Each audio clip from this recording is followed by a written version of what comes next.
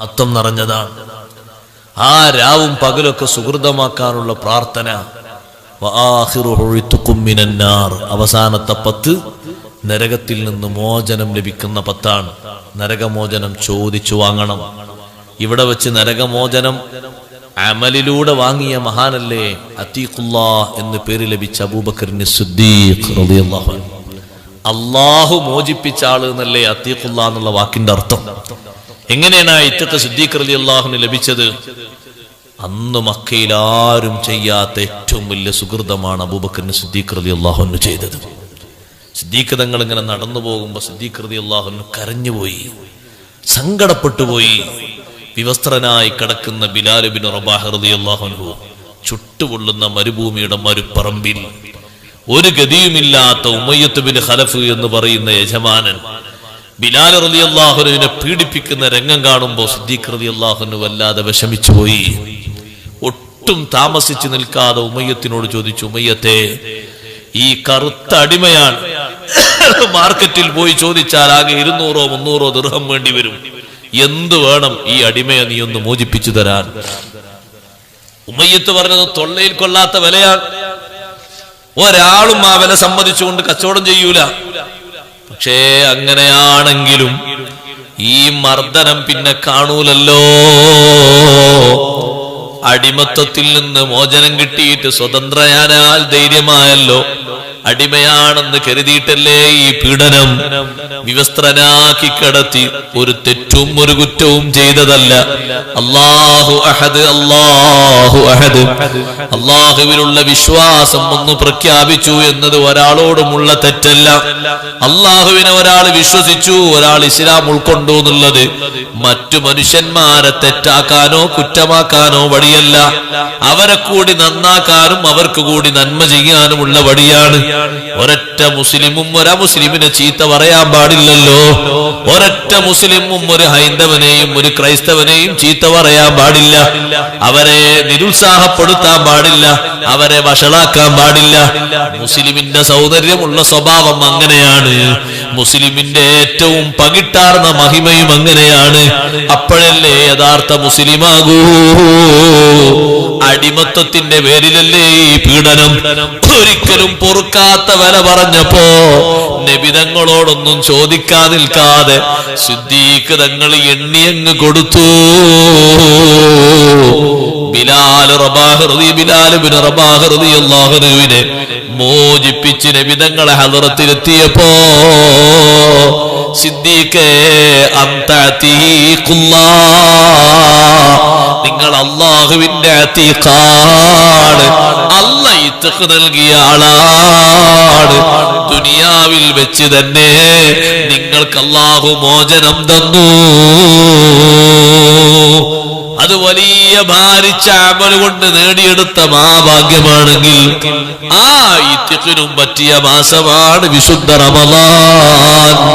ആ റമളാൻ ശരീഫിൽ 3 കാര്യങ്ങൾ പുരുഷന്മാരെ അധികരിപ്പിക്കേണ്ടതുണ്ട്. ശഅബാനിലും നമ്മൾ അത് വിട്ടുമാറ്റാൻ പറ്റാത്തതാണ്. റമളാനിൽ ഏറ്റവും അധികം ചെയ്യണം. അതിലൊന്നെന്താണ്? തുസന്നു ഇക്സാറു തിലാവത്തിൽ ഖുർആൻ. ഖുർആനിന്റെ മാസമല്ലേ റമളാൻ മാസം. ഖുർആനിന്റെ വാർഷികമല്ലേ റമളാൻ മാസം. റമളാനിൽ ഖുർആനോത്ത് പെരുപ്പിക്കണം. ഉപ്പാപ്പമാര് 8 ഖത്മ് തീർത്തവരുണ്ട്, 10 ഖത്മ് തീർത്തവരുണ്ട്. നമ്മൾ ഉപയോഗിക്കുന്ന ഒരു സൗകര്യങ്ങളും അവര് കണ്ടിട്ടില്ല,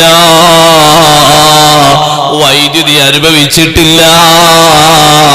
ചിമ്മിണി വിളക്കിന്റെ പുകയിൽ മൂക്കും കണ്ണും പുകയാർന്ന രീതിയിൽ രാത്രിയിലും സുബഹിക്കും അല്ലാത്ത സമയത്തും ഖുർആനോതി ഖത്ം തീർത്തതാ.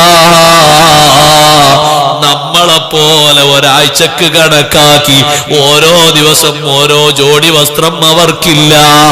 നമ്മളെപ്പോലെ ഓരോ കൂട്ടത്തിന് ഓരോ ചെരുപ്പ് അവർക്കില്ല. നമ്മളെപ്പോലെ പുതുമയാർന്ന വീടുകളില്ല. നമ്മളെപ്പോലെ പുതുമയാർന്ന ബെഡുകളില്ല. പുതുപുത്തൻ ഫർണിച്ചറുകളില്ല. ആ ഉപ്പാപ്പ സഹാബമാരെ സബീലിൽ നിന്നുകൊണ്ട് ഏറെ ഖത്മ് തീർക്കണേ. മുഹമ്മദുർ റസൂലുള്ളാഹി സ്വല്ലല്ലാഹു അലൈഹി വസല്ലം തങ്ങൾ ഖുർആനുമായി ഏറ്റവും ബന്ധം പുലർത്തുന്ന മാസം ശഅബാനിനേക്കാളും അധികം മറ്റു മാസങ്ങളെക്കാളും അധികം റമളാനിലാണ്. 3 കാര്യങ്ങളാണ് നബി തങ്ങൾ ഖുർആനുമായി റമളാനിൽ ബന്ധപ്പെട്ട് ചെയ്യാറുള്ളത്. ഒന്ന് ഖുർആൻ ഓത്ത്, മറ്റൊന്ന് ഖുർആൻ ഖത്മ്, മറ്റൊന്ന് മുദാറസത്തുൽ ഖുർആൻ. മുദാറസത്തുൽ ഖുർആൻ എന്ന് പറഞ്ഞാൽ എന്താ? ജിബ്രീൽ അലൈഹിസ്സലാം വന്നിട്ട് അക്കൊല്ലം എത്ര സൂറത്തുകൾ എത്ര ആയത്തുകൾ ഇറങ്ങിയത് മൊത്തം നബി തങ്ങൾക്ക് ഓതിക്കൊടുക്കും. തിരിച്ച് നബി സല്ലല്ലാഹു അലൈഹി വസല്ലം തങ്ങൾക്ക് തങ്ങൾ ഇങ്ങോട്ട് ജിബ്രീൽ അലൈഹിസ്സലാമിനും ഓതിക്കൊടുക്കും. ഇതിനാണ് മുദാറസ, ഖുർആൻ പഠനം എന്ന് പറയുന്നത്. അപ്പൊ ഈ ഖുർആനിന്റെ പഠനങ്ങൾ പലയിടത്തും നടക്കുന്നിടത്ത് നമ്മൾ അവിടെ സംബന്ധിക്കണം. ഖുർആൻ ഏറെ ഖത്മ് തീർക്കണം വിശുദ്ധ റമളാനിൽ. അല്ലാഹു തൗഫീഖ് നൽകട്ടെ. ഒരു ദിവസം 5 ജുസ് വെച്ച് 5 സമയങ്ങളിലായി ഓതുന്ന ഒരാൾക്ക് റമളാൻ 30 ആകുമ്പോഴേക്ക് ഒരു 5 ഖത്മെങ്കിലും തീർക്കാൻ പറ്റും. അത് എളുപ്പമാണ്, അത്ര പ്രയാസമുള്ള കാര്യമൊന്നുമല്ല. നമ്മളെക്കാളും അമല് ചുരുങ്ങിയ ആൾക്കാർ. നമ്മൾ റമളാന്റെ പകല് മുഴുവനും ഉറക്കിനും രാത്രി മുഴുവനും ഭക്ഷണത്തിനുമാക്കി മാത്രം നീക്കി വെക്കരുത്. അങ്ങനെ ആകുമ്പോ നമ്മളെ ജീവിതം പണ്ടൊരാൾ പറഞ്ഞ മാതിരി കന്നുകാലികളെ പോലെയാകും. പകല് സമയത്തും രാത്രി സമയത്തൊക്കെ അങ്ങനെ ആയി മാറിയാൽ അങ്ങനെ ആകരുത്. പകല് ഒന്നും ചെയ്യാൻ പറ്റൂല, ഭക്ഷണം കിട്ടാത്തതുകൊണ്ട് എന്ന് കരുതരുത്. ഒരാഴ്ചയോളം ഭക്ഷണം കിട്ടാതെ ഓരോ ദിവസവും ഒരു ചുള കാരക്ക 2-3 മണിക്കൂർ നേരം മധുരം ആസ്വദിച്ച് ഖന്തക്ക് കുഴിച്ചവരാണ് നമ്മളെ നേതാക്കളായ സ്വഹാബിമാർ. നമ്മളത് മറക്കരുത്. അള്ളാന്റെ ദീനിന് വേണ്ടിയാണ് ചെയ്തത്. നമ്മളത് മറക്കരുത്. ഇത് റമളാനിന്റെ ഒരു പകലിൽ നോമ്പ് നോൽക്കലോടെ റമളാനിൽ നമുക്ക് മഗ്ഫിറത്ത് ലഭിക്കണം. റമളാൻ നോമ്പ് നോറ്റാ മഗ്ഫിറത്ത് കിട്ടൂലേ? പക്ഷെ 2 കാര്യം അതിന് വേണം. തറാവീഹ് നിസ്കരിച്ചാൽ പാപം പുറത്ത് കിട്ടൂലേ? 2 കാര്യം വേണം. ലൈലത്തുൽ ഖദറിൽ രാത്രി ഹയാത്താക്കിയാൽ, ഓരോ ഒറ്റയിട്ട രാവുകളും ഹയാത്താക്കിയാൽ നമ്മൾ പാപം പുറത്ത് കിട്ടൂലേ? 2 കാര്യം വേണം. എന്താ 2 കാര്യം എന്നറിയോ നിങ്ങൾ? നബി സല്ലല്ലാഹു അലൈഹി വസല്ലം നിങ്ങൾ പറഞ്ഞു, മൻ സ്വാമ റമളാന, ഒരാൾ റമളാൻ നോമ്പ് നോറ്റാൽ ഈമാനൻ, വിശ്വസിച്ചുകൊണ്ട്, അള്ളാഹ് നിർബന്ധാക്കിയ കാര്യമെന്ന് ഉറച്ച വിശ്വാസം, അതെല്ലാവർക്കും ഉണ്ട്. 2ാമത്തെ കാര്യം വേണ്ടത് വഹ്തിസാബൻ, പ്രതിഫലം ആഗ്രഹിച്ച്. എന്തെന്നാ അതിന്റെ അർത്ഥം? പ്രതിഫലം ആഗ്രഹിച്ചു എന്ന് പറഞ്ഞാൽ എന്താണ് അതിന്റെ വിവക്ഷ? ഇമാം ഇബ്നു ഹജർ അസ്ഖലാനി തങ്ങൾ രേഖപ്പെടുത്തി, ഒരിക്കലും റമളാന്റെ പകലിനെ പറ്റി ഒരു പ്രയാസപ്പെടുത്തുന്ന ധാരണ കൽബിൽ വരാൻ പാടില്ല. പടച്ചോനെ, ഇനി 10-30 ദിവസം കഞ്ഞി കിട്ടൂലല്ലോ, ഉച്ചക്ക് ചോറും കൂട്ടാനും കിട്ടൂലല്ലോ, എന്നേക്കും ഇതൊന്ന് തീർന്നിട്ടുക തുടങ്ങിയല്ലോ, ഇനിയിപ്പോ ഒരു ഹോട്ടലും കയറിയ മനുഷ്യന്മാര് കാണൂലേ, ഇതൊന്നും ചിന്ത വരാൻ പാടില്ല. അങ്ങനൊക്കെ ഒരു ചിന്ത മനസ്സിൽ വന്നിട്ട് എല്ലാരും ചെയ്യുമ്പോ ഞാനും ചെയ്യാനാണെങ്കിൽ ഗുഫിറ ലഹു മാ തഖദ്ദമ മിൻ ദംബി കിട്ടൂല. അത് കിട്ടണമെങ്കിൽ 2 ഷർത്തുണ്ട്. ഒന്ന്, വിശ്വസിച്ച് ചെയ്യണം. 2ാമത്തെ ഒന്ന് തികഞ്ഞ ഇഖ്ലാസാണ്. ഇത് വന്നതിന്റെ പേരിൽ ഒരു വിഷമവുമില്ല മനസ്സിൽ. മിൻ ഗൈരി ഇസ്തിസ്ഖാലിൻ ലിദാലിക, അതിനൊരു ഭാരമായി കരുതരുത്, അതൊരു ദീർഘിച്ചതാണ് എന്ന് കരുതരുത്. തറാവീഹ് നിസ്കാരത്തിനും മഗ്ഫിറത്ത് ലഭിക്കും. ചെറുദോഷങ്ങളെ കൊണ്ടാൽ ചെറുദോഷങ്ങളാണ് അമലുകൾ കൊണ്ട് പൊറുക്കുന്നത്, വൻദോഷമല്ല. ചെറുദോഷങ്ങൾ അല്ലാഹ് അമലുകളെ കൊണ്ട് പൊറുത്തു തരണമെങ്കിൽ തന്നെ അതിന് ഇഹ്തിസാബ് വേണം. 1ാമത്തെ റക്അത്തിൽ കൈകെട്ടിയപ്പോ ചിന്ത വന്നു, പടച്ചോനെ, കഴിഞ്ഞൊല്ലത്തെ ഇമാം 8:30 തുടങ്ങിയിട്ട് 9:15 ആകുമ്പോഴേക്ക് 20 തീർന്നിരുന്നു. ഇയാള് പതുക്കെയാണ് പോകുന്നത്, എന്നാ അതൊക്കെ തീർന്നിട്ട 2 റക്അത്തായപ്പോഴേക്ക് നിന്റെ മുഖം വാടി, നീ ഒന്ന് ഹറമിലേക്ക് പോകൂ. 1.5 മണിക്കൂർ നീണ്ട ജമാഅത്തില് 90 വയസ്സുള്ള അറബികളൊക്കെ ഇരിക്കാതെ വടിയും കുത്തിപ്പിടിച്ച് ഖിയാമിലായി നിന്നിട്ട് തറാവീഹ് ആസ്വദിക്കുന്നു. 20 നിസ്കരിച്ചിട്ടവര് മടങ്ങുന്നു. എത്ര ദീർഘിച്ച തറാവിയാണ്, അവർക്ക് പരാതിയില്ല. ഒരു ദിവസം വന്നതുകൊണ്ട് മറ്റൊരു ദിവസം മുടങ്ങുന്നില്ല. അവര് വരാതുമ്പോ ആരെങ്കിലും അത് കേസ് കൊടുക്കുകയില്ല. അപ്രായത്തിലും അങ്ങനെ വന്ന് നിസ്കരിക്കുന്നത് വഹ്തിസാബാ. സുഹൃത്തുക്കളെ, കുറച്ച് നിസ്കരിച്ച് മടുപ്പ് തോന്നരുത്. ഏക്കറക്കണക്കിന് തിന്നിട്ട് ഉറക്കം തൂങ്ങരുത്. ഇഷ്ടം പോലെ വാരി വെട്ടി മുണുങ്ങിയിട്ട് 4ഉം 5ഉം 6ഉം റക്അത്താകുമ്പോ കുത്തർന്ന് തൂങ്ങരുത്. പിന്നെ പോയി പള്ളിന്റെ ചെരുവിലെവിടോ കടന്നുറങ്ങരുത്. ഉമ്മമാരെ നിസ്കാര കുപ്പായത്തിലായി വീണുപോകരുത്. അങ്ങനെ പൊരെ പോയി നോക്കുമ്പോ എല്ലാ ദിവസവും പരാതി. അങ്ങനെ എന്ത് ക്ഷീണായപ്പോ 4 റക്അത്ത് നിസ്കരിച്ച് ഞാൻ അവിടെ കടന്നു. ഓ എന്തിനാ ക്ഷീണം? വിറക് കൊത്താണ്ടോ? എവിടെ കൊത്തുന്നു? എന്തിനാ വിറകൊത്തിന്? ഇപ്പൊ അതല്ലേ ഇപ്പത്തെ അടുപ്പ് പറഞ്ഞ ഒക്കെ അടുപ്പല്ലേ, പുകയില്ല അടുപ്പുകളല്ലേ. പുകയില്ലാത്ത അടുപ്പുള്ള ഏതൊരു സ്ഥലം ഉണ്ടാകും ഇപ്പൊ?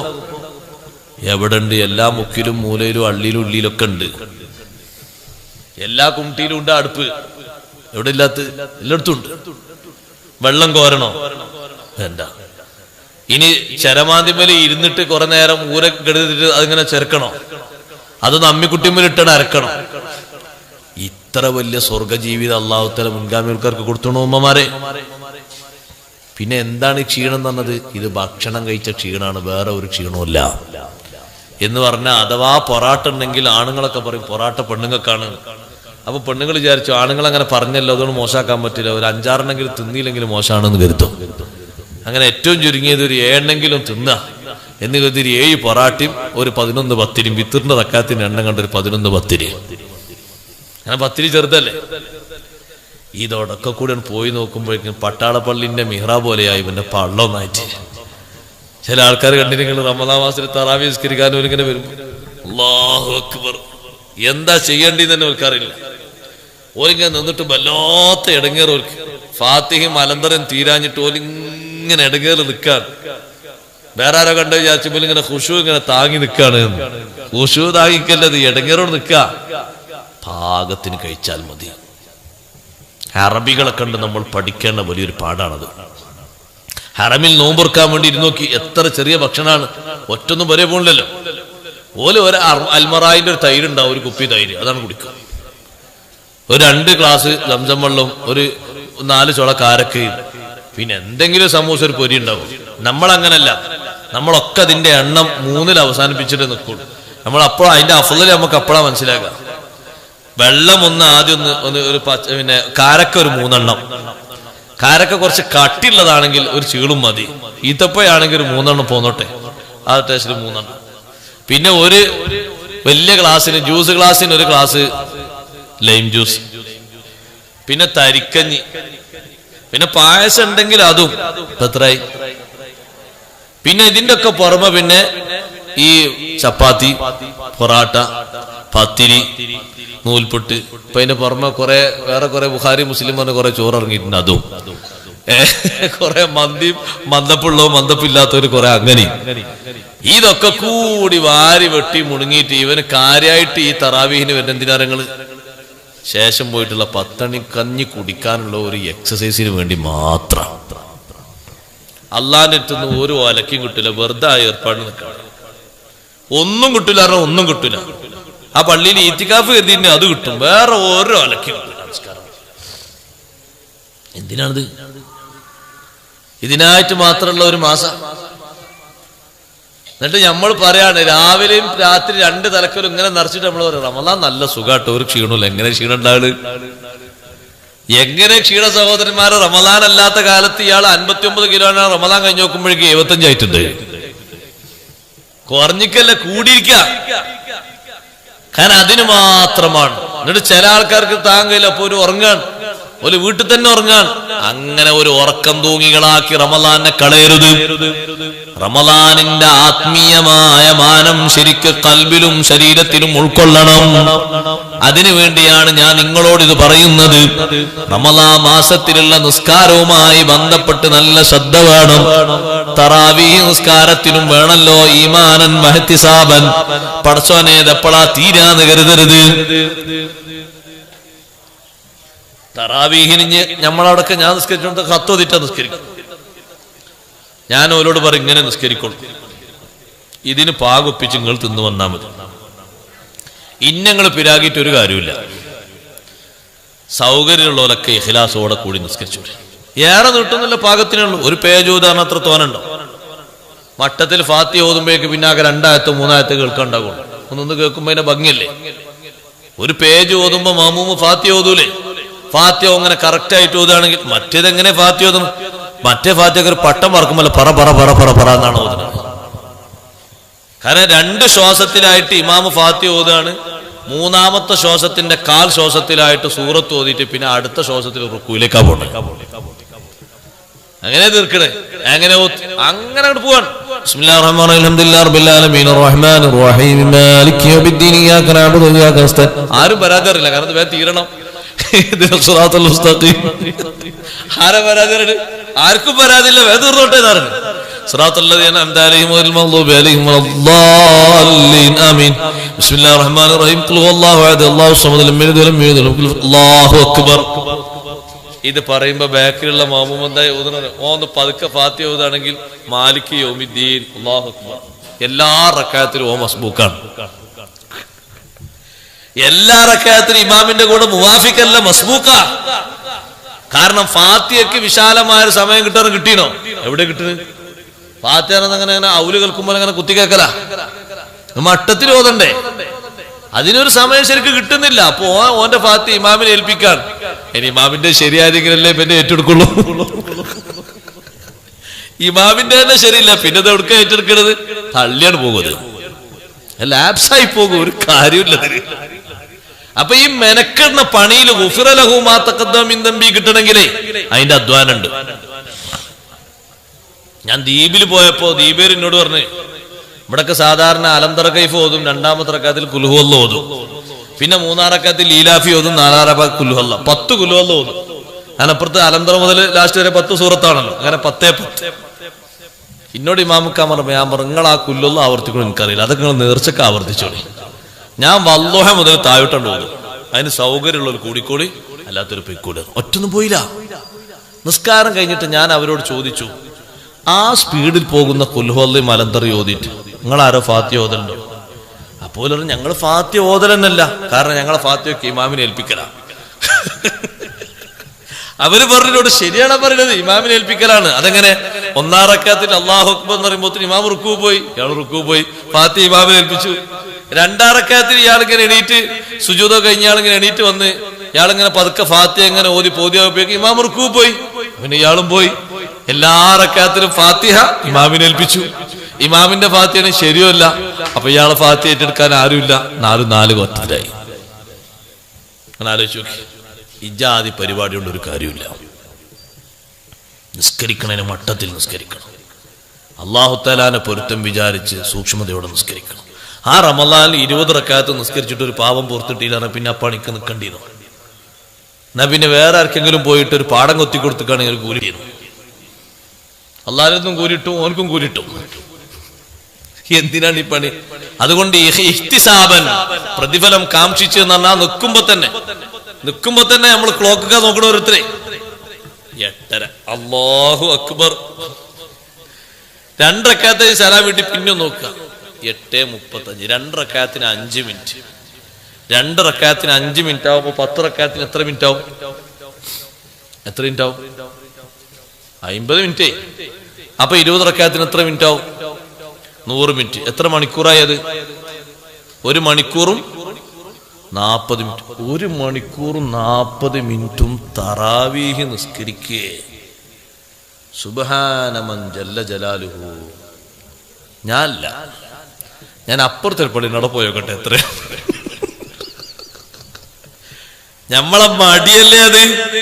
ഇഹ്തിസാബ് എന്ന് പറയുന്നത് പുറത്തല്ലേ. ഗുഫ്റ ലഹു മാ തഖദ്ദമ മിൻ, പാപം പുറത്തിട്ടോ. എങ്ങനെ ഇട്ടാനാ? ഒന്നും കിട്ടൂല. വെറുതെ പണി കിക്കരുത്. ചെയ്യുന്ന പണി പാപം പൊറുക്കപ്പെടുന്ന പണിയാണെങ്കിൽ ആ എടുക്കുന്ന അമലിൽ തികച്ചും ഇഖ്ലാസ് വേണം. അതുകൊണ്ട് സഹോദരന്മാരെ, നിസ്കാരം കൊണ്ട് പാപം പുറത്ത് കിട്ടണം. ലൈലത്തുൽ ഖദറിന്റെ രാത്രിയിൽ കുറച്ച് നമ്മൾ ഹയാത്താക്കുകയാണ്. ആ ഹയാത്താക്കുന്ന രീതിയിൽ മടുപ്പ് തോന്നാൻ പാടില്ല, പൊങ്ങച്ചം വരാൻ പാടില്ല, കിബിർ വരാൻ പാടില്ല. ഒറ്റയിട്ട രാവുകളിൽ പുരുഷന്മാർ ഈത്തിക്കാഫിരിക്കുകയാണെങ്കിൽ നല്ല ഇഖ്ലാസോടെ ഈത്തിക്കാഫിരിക്കണം. ആരോടും പറയാനല്ല, ആരും അറിയാനല്ല, ആരും പുകഴ്ത്താനല്ല, നാട്ടുകാര് പബ്ലിസിറ്റി ചെയ്യാനല്ല, അള്ളാന്റെ പൊരുത്തത്തിന് വേണ്ടിയാണ്. ആ ഇരിക്കുന്ന ഇരുത്തത്തിൽ ഗീബത്ത് പറഞ്ഞ് ഈത്തിക്കാഫിന്റെ കൂലി ബാത്തിലാക്കരുത്, നമീമത്ത് പറഞ്ഞ് ബാത്തിലാക്കരുത്, ദുർചിന്ത കൊണ്ട് ബാത്തിലാക്കരുത്. ദിക്ർ ചൊല്ലി ഖുർആൻ ഓതി ദായിമാക്കണം. റമദാനിലെ സ്ഥിരമായ ദിക്ർ അധികം ചൊല്ലണം. റമദാൻ ഒരു 30 ആകുമ്പോഴേക്ക് റമദാനിൽ എന്നും അധികരിപ്പിക്കേണ്ട 4 ദിക്റില്ലേ? അഷ്ഹദു അല്ലാ ഇലാഹ ഇല്ലല്ലാഹ്, അസ്തഗ്ഫിറുല്ലാഹ്, അസ്അലുകൽ ജന്നത വഅഊദു ബിക മിനന്നാർ. റമദാൻ തീരുമ്പോഴേക്ക് ആയിരക്കണക്കിന് അത് മറികടക്കണം. അത്രത്തോളം അല്ലാഹുവോട് ചോദിക്കേണ്ട ശ്രേഷ്ഠമായ ദിക്റാണ് അത്. ചോദിച്ച് നമ്മുടെ നാവുകൾക്കൊക്കെ ഒരു പച്ചപ്പ് വരണം. ഇരിക്കട്ടെ, അധികരിപ്പിക്കേണ്ട ഒരു കാര്യം ഖുർആനോത്താണ്. ഏറ്റവും ശ്രേഷ്ഠമായ സമയം റമദാനിൽ ഖുർആനോത്തിന് കിട്ടും. ഖുർആനോത്തിന് ഏറ്റവും ശ്രേഷ്ഠമായ സമയം ഏതാണ്? ഖുർആനോത്തിന് ഏറ്റവും ശ്രേഷ്ഠമായ സമയം സുബഹിക്ക് ശേഷമല്ല, ഇശാ മഗ്‌രിബിന്റെ ഇടയിലുമല്ല, അത്താഴത്തിന്റെ നേരത്താണ്. അത് നമ്മൾ ആൾക്കാർ കല്ലത്തിലാക്കും. അങ്ങനെ കുറെ ആൾക്കാർ പകല് ഇനി എത്ര മണിക്കൂറാ പകല്? ഒരു 13 മണിക്കൂറോ 12ഓ? പകല് 12 മണിക്കൂർ പിടിച്ചിക്കണ്ടേ? ഒരു കെട്ട് ദിനേശ് വീഡിയോ അപ്പൊ വലിച്ചോണ്ട് അങ്ങനെയാണ് മുട്ടിയ. മറ്റേ ഒരു ഗ്ലാസ് വെള്ളം കുൽക്കുയ്യാനാ നിസ്കാരത്തിന് പോയി. 20 മിനിറ്റ് ഉണ്ടായിരുന്നു അത്താഴം കഴിച്ചിട്ട് എനിക്ക് ബാക്കി ഉണ്ടായിരുന്നു. ആ 20 മിനിറ്റ് ഊദ്യം തീർത്തു. വേറെ കുറെ ഏമാമാരുണ്ട്, അവര് തലേന്ന് പൊരിച്ചു വെച്ച കുറെ സമൂസ, കുറെ പൊരി, കുറെ പിരി ബാക്കിയുണ്ട്. അതും തിന്നിട്ട് ഓരോ അതിന്റെ നേരം തീർത്തു. വേറെ കുറെ ഫുലാമാരുണ്ട്, ഓരോ മൊബൈലിൽ തോണ്ടിയിട്ട് ഓരോ നേരം തീർത്തു. പിന്നെ ഓതാൻ ആരാ? പിന്നെ ശ്രേഷ്ഠമായ സമയത്ത് എന്നാ ഓതുക? മുക്കിൽ പഞ്ഞിച്ചിട്ടോ? എല്ലാ ദിവസവും ഓതണം. അതിനാ ഞാൻ ഈ പറയുന്നത്. അള്ളാഹു തൗഫീഖ് നൽകട്ടെ. അത്താഴം കഴിച്ച് ഒരു 2 റക്അത്തെങ്കിലും തഹജ്ജുദ് നിസ്കരിച്ച് ഒരു 10 മിനിറ്റെങ്കിലും അള്ളാഹിനോട് പടച്ചോനെ 24 മണിക്കൂറിൽ ഏറ്റവും ഉത്തമമായ സമയമെന്ന് സൈനുദ്ദീൻ മഖ്ദൂം റളിയല്ലാഹു അൻഹു ഫത്ഹുൽ മുഈനിലൂടെ പഠിപ്പിച്ച 1-ാം നമ്പർ സമയം സുബഹിക്ക് മുമ്പുള്ള സമയമാണ്, ശേഷമല്ല. ആ സുബഹിക്ക് മുമ്പുള്ള സമയത്ത് 30 രാവുകളിലും ഞാൻ ഖുർആൻ ഓതിയിട്ടുണ്ട്. ഉമ്മമാരെ, അങ്ങനെ ഖുർആൻ ഓതിയിട്ടുണ്ടെന്ന് പറയാനുള്ളൊരു മഹത്വവും അതിലാക്കാക്കി റബ്ബിനോട് ചോദിക്കാനുള്ളൊരു അപേക്ഷയും നമ്മുടെ ഭാഗത്ത് വേണം. രണ്ടാമത്തെ സമയം ഏതാണ്? സുബഹിക്ക് ശേഷമുള്ള സമയമാണ്. പിന്നുള്ള സമയം ഇശാ മഗ്‌രിബിന്റെ ഇടയിലുള്ള സമയമാണ്. ഇനി ഇശാ മഗ്‌രിബിന്റെ ഇടയിൽ എന്താ പണി? പെട്ടെന്ന് നോമ്പറന്ന് കുറെ ആൾക്കാർ അങ്ങാടിക്ക് ഇറങ്ങിയിട്ട് പകല് വരെയുള്ള ആ സമയമുള്ള മൊത്തം നോമ്പ് അങ്ങാടിയുള്ളവരോടും വരാത്തവരോടൊക്കെ സപ്ലൈ ചെയ്തിട്ട് ഒരു പള്ളിക്കൺ പോകും. എല്ലാവർക്കും കുറച്ച് കൊടുത്തു. ളുഹർ വരെയുള്ള ഒരാൾക്ക്, അസ്ർ വരെ ഒരാൾക്ക്, മഗ്‌രിബ് വരെ ഒരാൾക്ക് നോമ്പ് തുറന്നതിന് ചൊക്കർ.